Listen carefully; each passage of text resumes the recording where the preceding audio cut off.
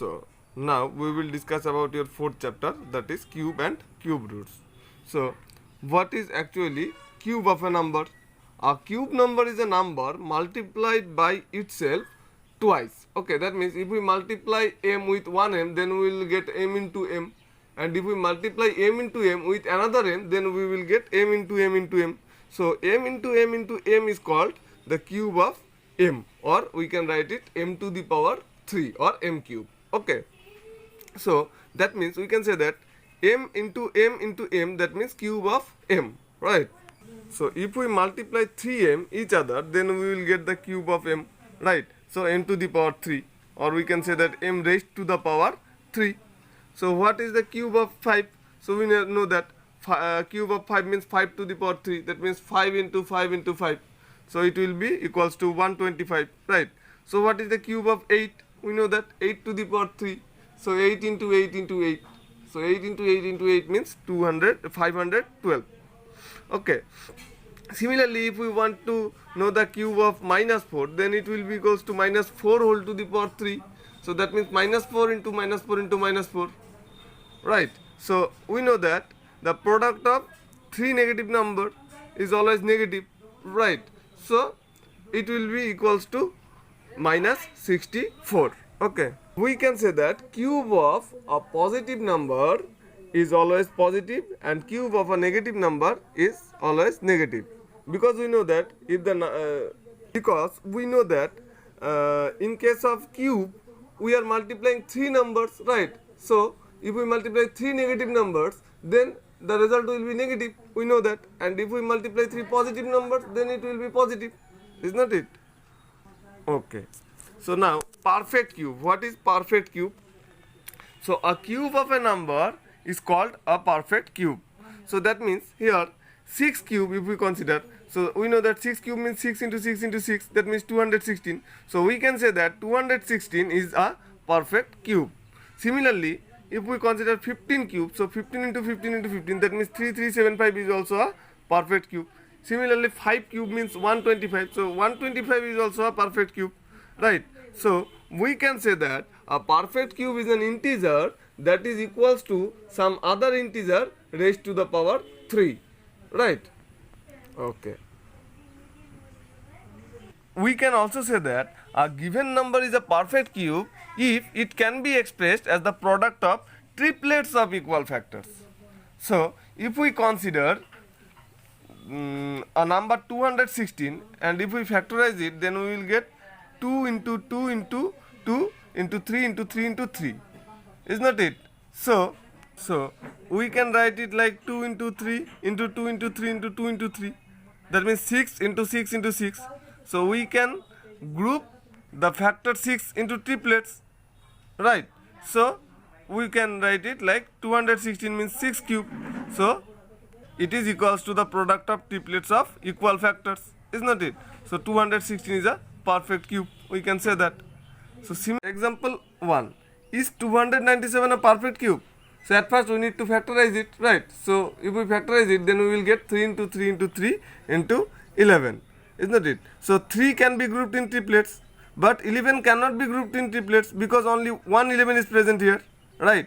So we can say that triplets of number 11 is not formed, right? So 297 is not a perfect cube. Okay. Similarly, if we consider 2744, then we need to factorize it first. Then we will get 2 into 2 into 2 into 7 into 7 into 7. So we can group it like 2 into 7 into 2 into 7 into 2 into 7. That means 14 into 14 into 14. Is not it? Here, the number of 14 is 3, right? So it can be grouped in triplets. So we can write it like 14 cube. So that means 2744 is a perfect cube, right? So now example 2. What is the smallest number by which 3087 may be multiplied so that the product is a perfect cube? So at first we need to factorize it. So if we factorize 3087, then we will get 3 into 3 into 7 into 7 into 7. So here 7 can be grouped in triplets, right? But here the triplet of the number 3 is not formed, right? So we can say that if we multiply this 3087 with another 3, then we will get here the factors 3 into 3 into 3 into 7 into 7 into 7. Is not it? Then we can group the number 3 in triplets. Is not it?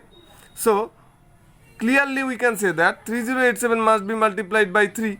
So then we will get 3087 into 3. That means it will be equals to 3 into 3 into 3 into 7 into 7 into 7. Right? So we can group the 3 and 7, both the numbers, in triplets. Right? So then we will get 3 into 7 into 3 into 7 into 3 into 7. Isn't it? We can write it like 3 into 7 into 3 into 7 into 3 into 7. That means 21 into 21 into 21. Isn't it? That means if we multiply 3087 with another 3, then we can group all the factors in triplets. Isn't it? So we need to multiply 3087 with, that means we need to multiply the 3087 by 3. Right? So now question number 3, example 3. What is the least number by which 6750 must be divided so that the quotient is a perfect cube?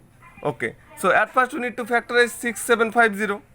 Is not it? So if we factorize it, then we will get 2 into 5 into 5 into 5 into 3 into 3 into 3. Is not it? Here the 5 can be grouped in triplets and 3 also can be grouped in triplets. But here the triplet of the number 2 is not formed. Only one 2 is present. The number of 2 is 1 only here. Is not it? So we can say that if we divide 6750 by 2, then we will get only the factors 5 into 5 into 5 into 3 into 3 into 3. Right? Because we know that if we divide 6750 by 2, then we will get the factors like 2 into 5 into 5 into 5 into 3 into 3 into 3 divided by 2. Then 2 will cancel out each other. Then ultimately the factors will be 5 into 5 into 5 into 3 into 3 into 3. Is not it? So we can say that 6750 must be divided by 2. Is not it? That means if we divide 6750 by 2, then we can group all the factors in triplets. Right? So then it will be equals to 15 cube. Okay. So we can say that 6750 must be divided by 2. Always remember that cubes of odd natural numbers are odd and cubes of even natural numbers are even. So if we consider the odd number 1, then 1 cube is 1, 3 cube is 27, which is also odd, 5 cube is 125, it is also odd number, right? So the cubes of even numbers are even. So if we consider an even number 2, then 2 cube is always even 8, 4 cube is also even 64, 6 cube is also even 216. Okay.